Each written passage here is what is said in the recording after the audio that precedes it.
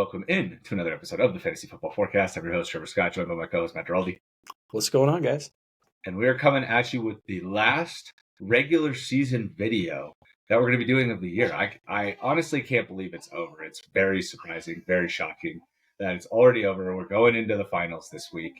And, it's been a great season overall. You and I aren't in the finals of our main league. I didn't make a single finals this year. That's really unfortunate, unless you count the consolation bracket where I'm going for the 101 in my Dynasty League. So I guess technically I made one that I care about.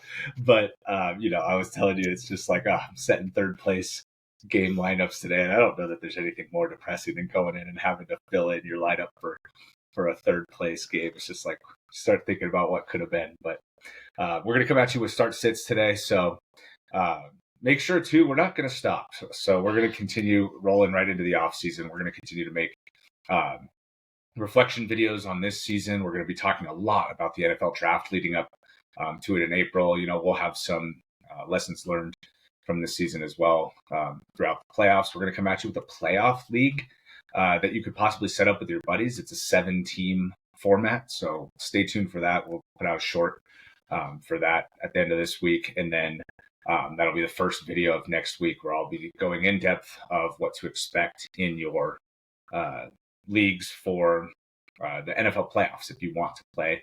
Underdog has a similar setup for that, but I think it's worth setting up and playing if you're into it. So, and I'll have some breakdowns. I'll put the formulas together that I use I do it manually on Google Sheets. So if you have a Google account, you should be able to do it pretty easily too if you want to follow along with us. Maybe we'll do a couple update videos throughout the playoffs there. And then also, obviously, NFL draft content. So Kenny will be back for those of you that were watching any of our stuff early in the offseason during leading up to the 2024 NFL draft. We'll be doing similar things to the 2025 NFL draft. Maybe look at some dynasty content. So that's all what's to come. Again, great season. We're going to get into start sits now for week 17, and we hope that you guys stick with us through the offseason. That would be great to have additional support. Again, coming at you with all the super flex information. We'll be hammering mock drafts as much as we can throughout the offseason as well. Give you guys as many looks at as many different strategies as possible to really prepare you guys for next year. Merry Christmas, by the way. Yeah. Oh, yeah. Merry Christmas. That's right. It's we're recording a day early, but Merry Christmas to everybody. If you guys are listening on Christmas morning or Christmas afternoon, hope you guys get off to a good start in your finals, because there are going to be games the same day that we're releasing this. I was telling you last week, I've had some very unfortunate Christmases, getting my heart broken with a couple losses. So hopefully you guys get off to a good start this week. But we're going to do the same format as last week with Start Sit. Going to just kind of do rapid fire. I pulled a bunch of names just kind of from Fantasy Pros where they've got these ADPs pretty close. So I'm going to ask you to kind of run through what you would do in those situations. We'll have groups for quarterbacks, running backs, wide receivers, and some flex. We'll go a little bit deeper on some of the quarterbacks just for our super flex audience. But starting at the top, we've got Jordan Love versus Tua. So this one, right, we kind of predicted this down game from Jordan Love. We expected them to win by a lot. We didn't expect them necessarily to get that big of a lead that early. But going against Minnesota this week now, I do think that Minnesota is gettable through the air and that Jordan Love is going to have to throw a lot, right? So I do expect him to have a much bigger game, multiple touchdowns, over 200 yards in this game. So the game script, I think, favors him a lot more. Tua has just been miserable the last 2 weeks. I know Tyreek Hill's drops had a little bit to do with that this past week, but I just don't trust him. He's going up against Cleveland. I don't know. They're probably going to be able to win that game if DTR is going to be starting. I mean, they might only score, Cleveland, that is, might only score 7 or 10 points. So they might try and get the running game going. I don't really see a big game coming from Tua. So I'm definitely going Jordan Love here. Yeah, I like that one a lot. Next up, we've got Stafford versus Rodgers. Yeah, so another two guys that did not play well at all last week. Rodgers could have had such a better game. Just couldn't link up with Devontae Adams. They just inexplicably didn't throw it very much to Garrett Wilson until the very end of the game. So I don't know what the deal was with that. They had a good matchup. They should have been able to take more advantage of that. And this week, Stafford gets Arizona. So I think we mentioned this, before. And I do think that Stafford is going to be in a position where they need to win. Arizona just got knocked out. Maybe not the biggest amount of motivation going against a division opponent. And so I'm going to go back to Stafford here. I think Puka and Kupp can have solid games. And Rodgers, just after having that big disappointment, I can't imagine you're going to be feeling comfortable starting him over Stafford. Yeah, it was kind of disappointing with Rodgers last week, like that. I forget when it was, but that early in the game when he threw that just perfect pass to Devontae in the end zone, I was like, okay, he's going to rack up some points. Like we're going to feed Wilson now, and then it just never really came to fruition. But man, that was a beautiful throw. Yeah, it was so bizarre too, because then like after that drive, it was like so much left to be desired. So much left to be desired. Why are you overthrowing him? Why are you underthrowing him? Adams, why did you cut off that route? And then you guys aren't on the same page. Like, and then in the third quarter, Wilson and Adams didn't have a catch the entire third quarter. How I don't get how that's possible. They really spread out the targets in this game too. It was really weird. It had been very concentrated on Adams and Wilson, and then it was like Conklin had 7 targets, and Breece had 5 targets, and Alan Lazard had 5 targets. It was like, what is going on here? It's no wonder you guys are going to lose this game and you only scored 9 points because you're throwing it to all of your not best playmakers. Yeah. Like, I don't understand what the thought process was there. I really don't understand what's going on with the Jets offense. It was so good 2 weeks before that, right? Or, 2 weeks ago. And then come in and are just put up a dud against the Rams. Maybe the Rams defense is getting better. I don't know. I don't necessarily think that's the case, but if it is, look out for them in the playoffs. Nobody wants to get the Rams. No, absolutely not. Last one in the category specifically for Superflex, or at least I hope it's for Superflex, is Russell Wilson versus Caleb Williams.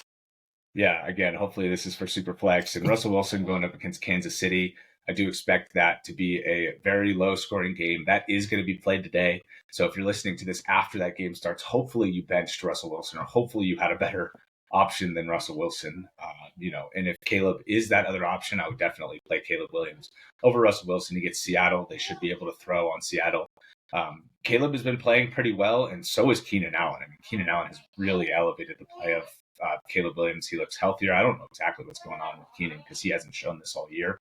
But overall, he's extremely productive and over the last 2 weeks for Caleb, and I do think that can continue against Seattle. And I feel strongly enough about it where I probably wouldn't even play Seattle's defense this week if you had the option, because I do think that Caleb's going to be able to move the ball in this game. Moving over to running back, the first one seems like an easy one, but I want to just pick your brain as to why you think so too. It's Chuba Hubbard versus Rico Dowdle. Yeah, that's not close. I'm surprised those two showed up close in any rankings. It's definitely Chuba Hubbard. He goes up against Tampa Bay. They're not a very good defense at all. And he's coming off a 30-point performance. Like, that is just a slam dunk to me in terms of you're locking Chuba in, and there's nobody pretty much that can be taken out of your lineup for him. I did have my reservations going into week 15 because he had a tough matchup, didn't do very well. But in week 16, he had a much better matchup.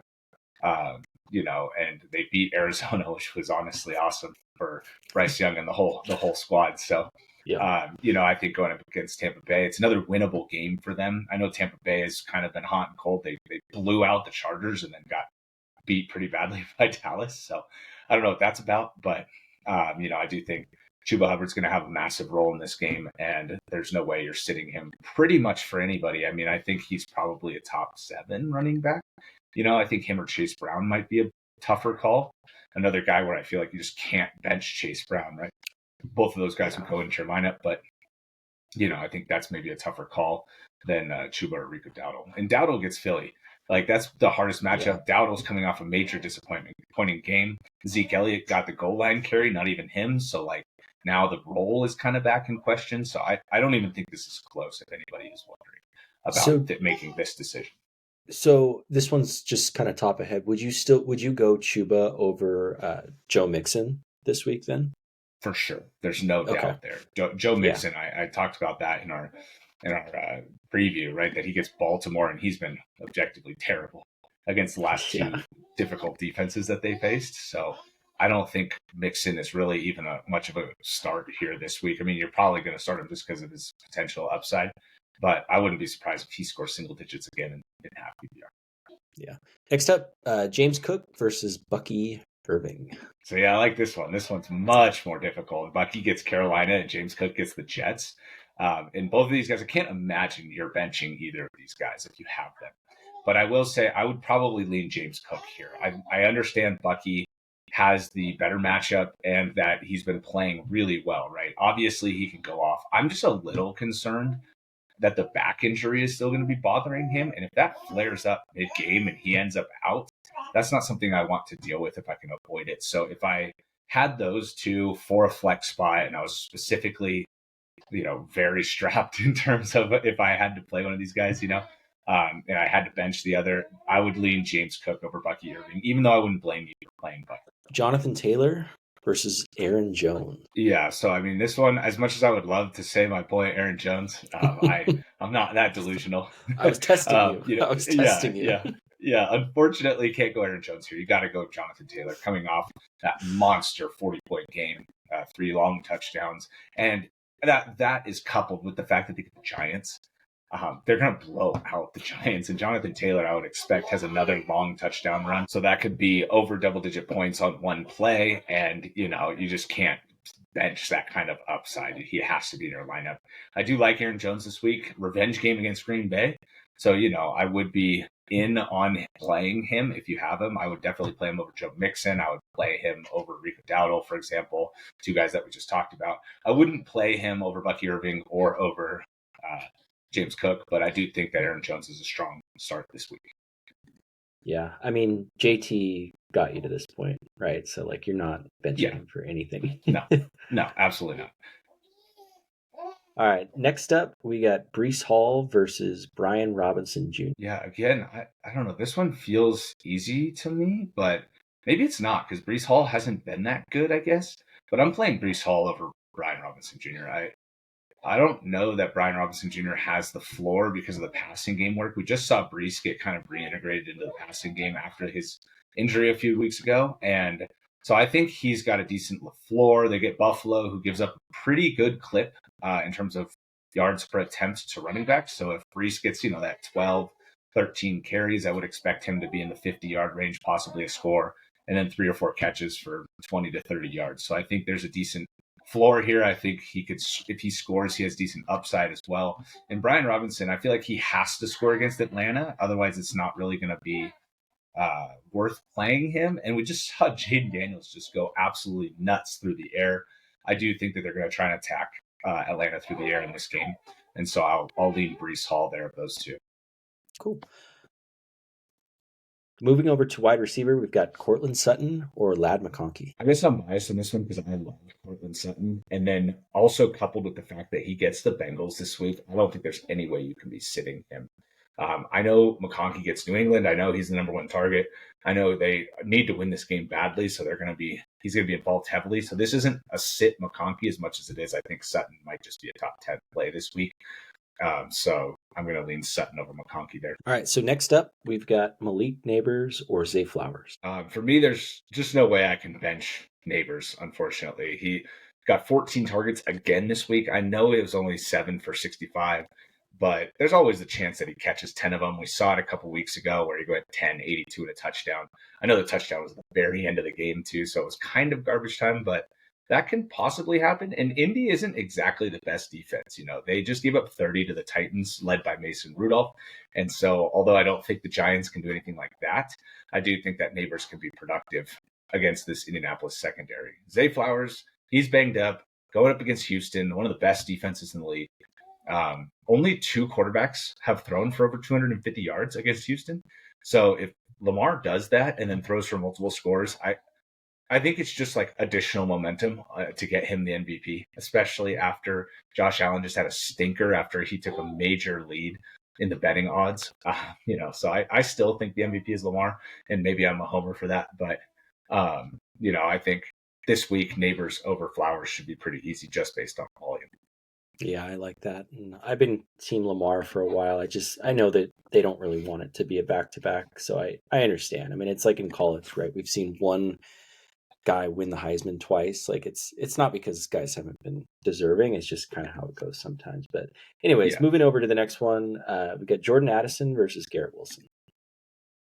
I'm going to go with Addison over Wilson. I'm kind of just out on Wilson at this point. He's bugging me. It's just like and it's not his fault. It's the coordinator's fault. It's the Jets' fault. they're going to lose their guy because he's going to demand a trade. He literally went public with his dissatisfaction. Somebody asked him why he wasn't more involved, and he basically said, "I'm not the play caller. I don't get to decide." He didn't say it in those words, but that's basically what he was saying. There's been a lot of rumors around him that he's going to request a trade because of how things have gone with the Jets. And I think that's just incredibly reflective of the malfunction. I mean, one of our buddies likes to just say unmitigated disaster for the Jets all over and over again. I mean, just anytime bad news comes out, it's like the Wilson news comes out, they're an unmitigated disaster. Of course he wants out. So Addison goes up against Green Bay. It's a division rivalry game. I expect a lot of scoring in that game. So that's why I'm going to go with Addison. And we know that any given day, he can blow the roof off. So especially if you're in a matchup where you're projected to lose or where you maybe need a little bit more juice to try and win, that's not even close to me. I'm definitely going to be playing Addison if I need the upside. Next one might be a little ugly. I've got Cooper Kupp versus Calvin Ridley. I mean, that kind of shows where we're at with Cooper Kupp, right? I mean, he's been so bad for like 3 weeks in a row now. I mean, I don't know. He's kind of hung around because he's got some end zone targets. He scored a touchdown, but Calvin Ridley gets Jacksonville, and he did just score against Indy, and he gets Mason Rudolph, who's a significantly better passer than Will Levis. So, as much as I want to start Cooper Kupp against Arizona and think that they're going to have a good game, I wouldn't blame anybody for playing Calvin Ridley in this matchup against Jacksonville. So I am going to say Cooper Kupp because I do expect a lot of passing against Arizona. I do expect them to be able to score pretty easily against Arizona, but I definitely have Calvin Ridley right there. It's not like this is an outlandish suggestion to think that Ridley could score and get over 100 yards in this game against Jacksonville. Yeah, I like Ridley's upside in this one, and I do kind of like the revenge game narrative, but I think Kupp, if you're looking for a conservative play, especially in PPR, I don't know, but he has sucked too, so who knows. All right, last one for the wide receivers. We got Jauan, Jennings, and DJ Moore. So I'm going to lean DJ Moore here going up against Seattle, especially in full PPR. He's been getting a ton of targets. I really think that, the screen passes elevate his floor in full PPR. In half PPR, I might lean Jennings just because of this touchdown potential. But I don't know. I mean, he's gotten 2 blow-up games and then 3 stinkers in his last 5. So I kind of just want to play Moore anyways. I think he's got potential to score. Keenan Allen has been going off. It's not like it's been his issue necessarily in the passing game. The passing game has been working really well. So if he catches one of those touchdowns one of these weeks, Roma Dunze a couple weeks ago had 2 touchdowns. Keenan has back-to-back weeks with touchdowns, and DJ Moore hasn't scored in that month stretch. So I think this might be the week against Seattle where he can get, 8 for 70 and a score here, and that could be a monster game. And Jennings, I don't think, has that floor. So maybe if you need a little more upside against Detroit, somebody that they should be able to pass against, then maybe you go Jennings. But I think DJ Moore is probably just the play here. Now some flexes for you, quick hitters. T. Higgins versus Aaron Jones. T. Higgins, it's close, but it's Denver. I think Surtain, he doesn't move, so I think they'll move T. Higgins around enough for him to get open. Too much upside there for me to sit. All right, back to Calvin Ridley. Ridley or Tyrone Tracy? No, I'm going Ridley there. Tracy obviously could score. He's looked pretty good in the passing game. But, they only get between 8 and 10 rushes for their lead running back because they're always down. He's still splitting rushing work with Singletary a little bit, so I'm going to go with Ridley. Jakobi Meyers or DeAndre Swift? Jakobi, next. Deebo or Rachaad White, Mr. Fumble? Yeah, this one is interesting because Deebo finally had a marquee game, right? He had 5 carries, 7 catches. They got him heavily involved. It kind of knocks Jauan Jennings down, to be honest, in my eyes a little bit too. I should have mentioned that in the Jennings section, but I do still think that I'm going to go with Rachaad White here. His floor is so elevated because of his passing game work. Even with the fumble, he had 7 receptions in this game. He's still involved inside the 10-yard line. I just think his ability to score and, I don't know, maybe I'm just not high enough on Deebo, but I just don't trust that, that what we saw. Maybe he gets that sort of workload again, but I don't think so. So I'm going to go Rachaad White. All right, last but not least, Jameson Williams or Ramondre? Going JMO, right? This is the finals. You're looking for upside. Detroit's looked great. If he catches a 50-yard touchdown, you're in business, man. And Ramondre, just the stuck in the mud, really inefficient, going up against a good Chargers defense. I don't think you should be starting him pretty much at all. I'm honestly surprised that this is close. But I'm going with JMO. Just out of curiosity, who is ranked higher?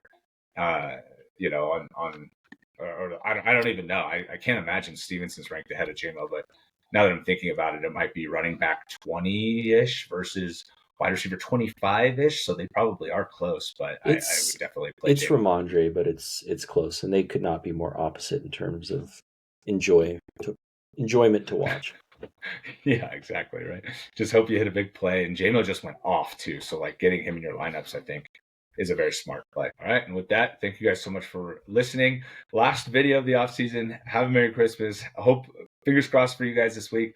Let us know if you have any other start sits in the comments. We will answer those. And we look forward to talking to you in the next one. Later.